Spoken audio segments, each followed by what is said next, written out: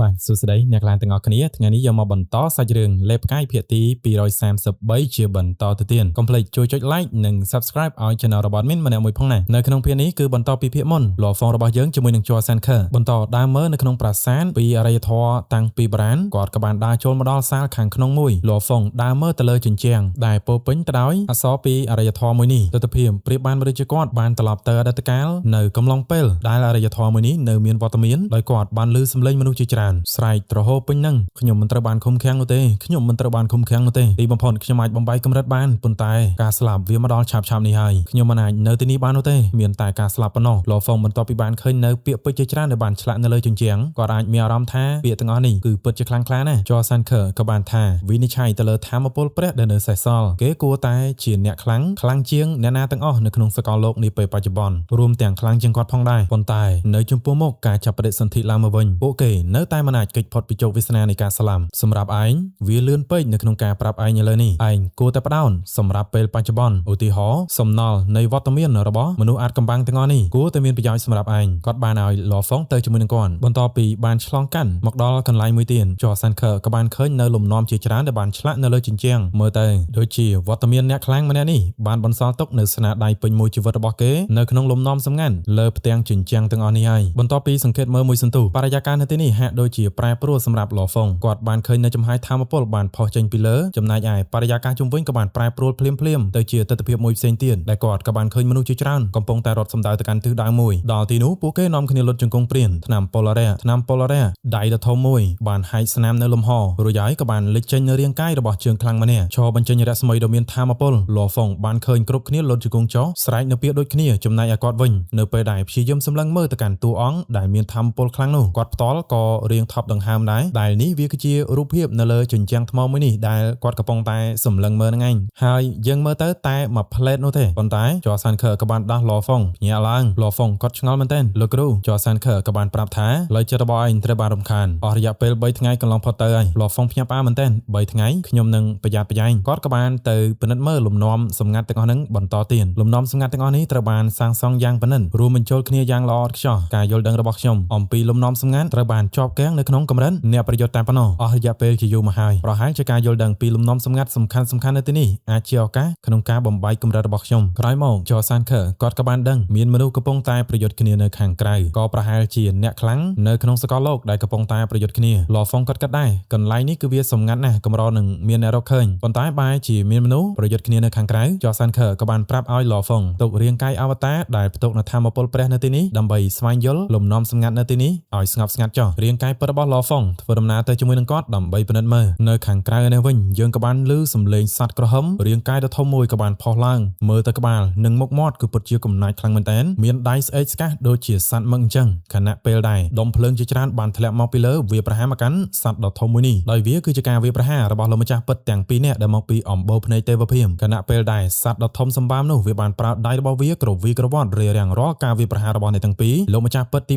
6ក៏បានប្រើការវាប្រហារមួយបាញ់ទៅទាំងសូម្បីតែសត្វដ៏ធំសម្បើមហ្នឹងក៏ត្រូវថយក្រោយដែរនៅពីចម្ងាយច័រសានខឺនៅក្នុងប៉មផ្កាយទស្សនាជាមួយនឹងលហ្វងគិតថានេះគឺជាសមរភូមិរបស់អ្នកខ្លាំងបំផុតនៅក្នុងសកលលោកច័រសានខឺក៏ប្រាប់ថាម្ខាងគឺជាអំបូរភ្នែកទេវភាពដែលមានលោកម្ចាស់ពិតទី3និងលោកម្ចាស់ពិតទី6លោកម្ចាស់ពិតទី3មានជំនាញខាងដែនខណៈពេលដែលលោកម្ចាស់ពិតទី6ពូកែខាងវាប្រហារព្រលឹងរីឯម្ខាងទៀតគឺជាព្រះអរិយអធិរាជមាសដែលជាសត្វធំសម្បើមនឹងឯងដូច្នេះយើងក៏បានដឹងថាគេគឺជាព្រះអរិយអធិរាជមាសជាសត្វតែម្នាក់គត់ដែលខ្លាំងបំផុតនៅក្នុងសកលលោកនៅក្នុងអំបូរលេបសបិនគេបានធ្វើឲ្យអំបូររបស់គេក្លាយទៅជាកំពូលនៃសម័យកាលទី2តែម្នាក់ឯងបន្តមកយើងក៏បានឃើញរូបរាងពិតរបស់ព្រះអរិយអធិរាជមាសគាត់បានចេញពីរាងកាយរបស់សត្វដ៏ធំសម្បើមរបស់គាត់នោះហើយស្មានតែធំតាមពិតទៅគឺតូចមួយតែតូចមែនគឺគេតូចខ្លាំងរាងកាយមាសសុទ្ធមានដៃ3 4ស្រីឲ្យទៅកាន់លោកម្ចាស់ទាំងពីរថាយើងនិយាយរួចហើយយើងមិនដែលបានឃើញគ្រឿងសែកសង្គ្រោះព្រះនិងកណប់ទ្រព្យស្លាប់ពណ៌ប្រាក់ស្អីគេនឹងនោះទេមិនបានចំពោះលោកនៅតែរំខានយើងលោកម្ចាស់ពិតទី6គិតថាយើងជឿឯងដាក់នៅសម្ពាធវិញ្ញាណទៅលោកម្ចាស់ពិតទី3ក៏បាននិយាយថាទីរហោឋាននៅខាងក្រោមនេះគឺពិតជាកម្រខ្លាំងណាស់ត្រូវបានទុកចោលស្ទើរតែស្ងាត់ចងំរាល់អ្នកខ្លាំងភាគច្រើនដែលលេចឡើងនៅទីនេះគឺសិតតែមកស្វែងរកកណប់ទាំងពីរនេះទ្រព្យសម្បត្តិនៃអំបូរភ្នែកទេវភាពរបស់យើងមិនអាចឲ្យទៅកាន់អ្នកក្រៅបាននោះទេលោកម្ចាស់ពិតទី6មិនថាឯងមានលក្ខទុកនៅកណប់ទ្រព្យទាំងអស់នោះឬអត់នោះទេតារាមណាឲ្យតែឯងបង្ហាញខ្លួននៅទីនេះវាគឺជាការញុះញង់ប្រឆាំងជាមួយនឹងអំបូររបស់យើងហើយដាក់សម្ពាធទៅកាន់ព្រះអរិយមាសបន្ថែមទៀតលហ្វងនៅវិញកំពុងតែឆ្ងល់ពួកគេកំពុងតែឆ្លោះគ្នាដោយសារ តែកំណប់ទ្របនៅក្នុងដៃរបស់ខ្ញុំព្រះអរិយមាសក៏បានស្រែកថាមិនមែនជាខ្ញុំតែម្នាក់ឯងដែលនៅទីនេះនោះទេចរសានខើក៏នៅទីនេះដែរប្រហែលជាគេក៏ទទួលបានរបស់នោះដែរចរសានខើតែស្មាលឡហ្វុងរួចហើយក៏បានបង្ហាញខ្លួន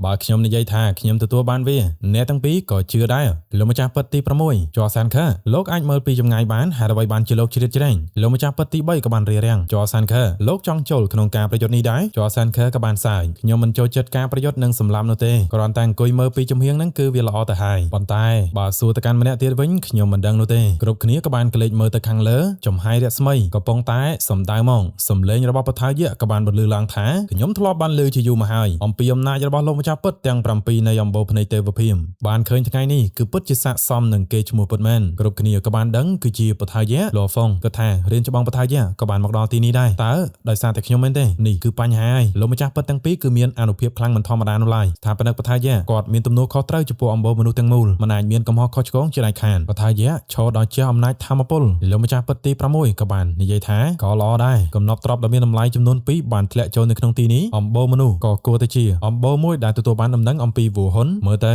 មនុស្សដែលទំនងទទួលបានកំណប់ទ្រព្យបំផុតគឺជាលោកបថាយៈព្រះអរិយមាសក៏បានស្ដីឲ្យក្នុងចិត្តតែម្ដងថាមុននេះពួកគេចោទខ្ញុំថាជាអ្នកទទួលបានកំណប់អំបូរភ្នែកទេវភិមពិតជាមិនចេះខ្មាស់អៀនពិតមែនលោកម្ចាស់ពិតទី3ក៏បានបន្តហើយក៏មានបញ្ហាដែលវូហ៊ុនត្រូវបានបង្ខំឲ្យស្លាប់ជាមួយនឹងឡហ្វុងដែរចឹងហើយយើងដោះស្រាយបំណុលចាស់បំណុលថ្មីជាមួយនឹងគ្នាតែម្ដងទេបើលោកស្លាប់មនុស្សជាតិនៅក្នុងចក្រវាលដើមក៏ត្រូវតែផុតពូជដែរសម្លាប់លោកចាំមើលថាតើអ្នកណាហ៊ានធ្វើជាសត្រូវនៃអំបូរភ្នែកទេវភាពរបស់ខ្ញុំទៀតចាប់ពីពេលនេះតទៅឮពាក្យថាសម្លាប់ផ្ដាច់ពូជអំបូរមនុស្សបថាយៈខឹងតែម្ដងឡហ្វុងក៏បានសុំចរសានខើចូលរួមប្រយុទ្ធជាមួយនឹងបថាយៈផងដែរប៉ុន្តែចរសានខើក៏បានសើចក្នុងនាមជាអ្នកខ្លាំងជាងគេនៃអំបូរមនុស្សគេមិននឹងអាចចាញ់ងាយបានទេគ្រាន់តែមើលទៅបានហើយព្រះអរិយមាសឯនោះវិញក៏បាននិយាយថាបថាយៈយើងរួមដៃគ្នាទេបង្រៀនមេរៀនទៅដល់អំបូរភ្នែកទេវភាពនេះឲ្យពួកគេដឹងម្ដងអ្នកខ្លាំងនៅក្នុងសកលលោកមិនអាចត្រូវបានមើលងាយបែបនេះនោះឡើយចាប់ផ្ដើមការប្រយុទ្ធលោកម្ចាស់ពិតទី3ក៏បានបញ្ចេញនៅអំណាចនៃដែនរបស់គាត់អាណាចក្រអមតៈយើងបានឃើញនៅទម្រង់ភ្នែកជាច្រើនដែលនៅក្នុងនោះហាក់ដូចជាមាននៅលំហហើយដូចជាមានសភាពអ្វីម្យ៉ាងចម្លែកខ្លាំងមែនទែនគ្មានក្បាលនោះទេប៉ុន្តែបើទោះបីជាឃើញអញ្ចឹងក៏ដោយបថាយៈគឺញញឹមចាំតែម្ដងគាត់មិនខ្លាចនោះឡើយសភាវៈដែលគ្មានក្បាលវាក៏បានចេញពីទម្រង់ភ្នែកជាច្រើនទាំងអស់នោះហើយអានុភាពនៃដែនរបស់លោកម្ចាស់ពិតទី3គឺពិតជាធំធេងខ្លាំងមែនទែនវាមានការបង្ក្រាបខ្លាំងសូម្បីតែព្រះអរិយមាសនឹងក៏ភ័យដែរការបង្ក្រាបនេះវាពិតជាខ្លាំងប្រហែលគឺជាមរតកបុរាណដែលអំបូរភ្នែកទេវភាពគេទទួលបានហើយអញ្ចឹងលោកម្ចាស់ពិតទី3និងលោកម្ចាស់ពិតទី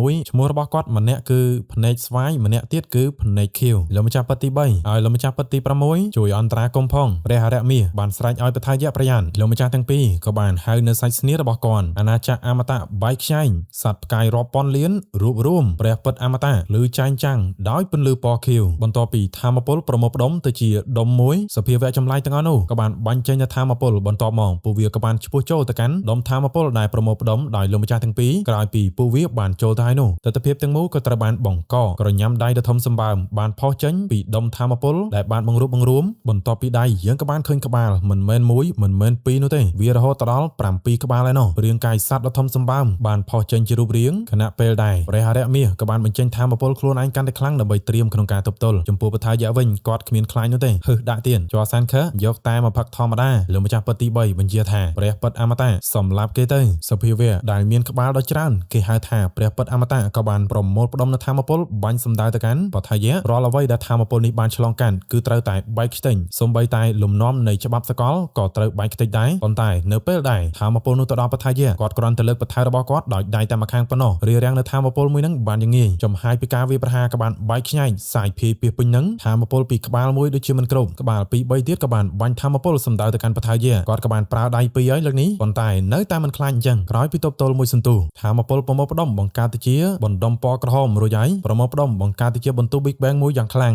ងបែកខ្ញែកសាយភាយទៅលោកម្ចាស់ពិតទី6ក៏បានភ្ញាក់ផ្អើលខ្លាំងមែនទែនគេអាចរារាំងបានលោកម្ចាស់ពិតទី3ក៏បានថាស្នៀតរបស់យើងមិនតបនឹងកំទេចក្បាលរបស់ឯងបថាយៈក៏បានតបទៅវិញចំណែកឯការវាយប្រហាររបស់យើងមិនតបនឹងកាត់កញ្ញាំសត្វចិញ្ចឹមតូចរបស់ឯងនេះបថាយៈយានៅបថារបស់គាត់យ៉ាងធំប្រមូលផ្ដុំដាក់នៅលើផ្លែបថាខណៈពេលដែរលោកម្ចាស់ពិតទាំងពីររួមដៃគ្នាបញ្ចូលធម្មពលទៅកាន់សត្វដែលគេហៅថាព្រះពិតអមតៈពេលនេះសត្វមួយនឹងវាក៏បានដោះជាស្លាមក្រញ៉ាំហែកនៅលំហងាកមកកាន់បថាយៈនេះវិញអាវុធរបស់គាត់ក៏វាមិនអស់នោះដែរមើលទៅកាន់ទំហំវិញគឺពិតជាធំខ្លាំងមែនទែនបន្ទាប់ពីបង្កើតជាសាច់ស្នៀតរបស់ពូថៅយាកាប់មកទំហឹងស្រមោលនៃពូថៅទាំងអស់ក៏បានរួមបញ្ចូលនៅលើពូថៅរបស់បថាយៈនៅពេលដែលក្រញ៉ាំរបស់សត្វព្រះពិតអមតៈរបស់គេ វាប្រហាម៉ងស្របពេលដែលពថាយានៅពថារបស់គាត់រដ្ឋានុភាពនៃពថាបានកាប់ចេញទៅការវាយប្រហារទី12អតិពលនៃពថាបានជះទៅមើលទៅកាន់សត្វព្រះពិតអមតៈគេហ្នឹងគឺទប់ទល់ដូចជាមិនជាប់ឡើយប៉ើងដោយទៅតាមផ្លែពថានឹងហើយរហូតដល់ធ្វើឲ្យសត្វព្រះពិតអមតៈហ្នឹងក៏បានខ្ទប់ទៅនឹងខាងក្រោមរីឯលោកម្ចាស់ពិតទាំងពីរក៏បានខ្ទាតដូចគ្នាមើលទាំងការភ្ញាក់ផ្អើលចរសានខឺគាត់ក៏ចាប់អារម្មណ៍ខណៈពេលដែលលោកម្ចាស់ពិតទី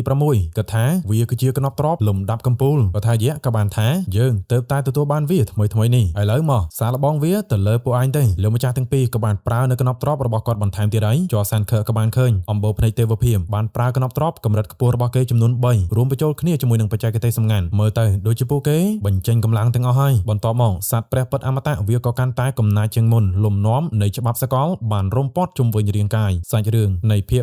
233របស់យើងក៏បានស្លេះត្រឹមតែប៉ុណ្ណឹងកុំភ្លេចជួយចុច like និង subscribe និងគាំទ្រអាណាចក្រអាត់កំបាំងរបស់មានម្នាក់មួយផងនៅទីនោះអ្នកទាំងគ្នាគឺអាចស្ដាប់នៅសាច់រឿង novel បានជាច្រើនក៏ដូចជាមាននៅការសម្រាយតង់ហូជាច្រើនផងដែរអរគុណច្រើនយើងចាំជួបគ្នានៅវីដេអូក្រោយ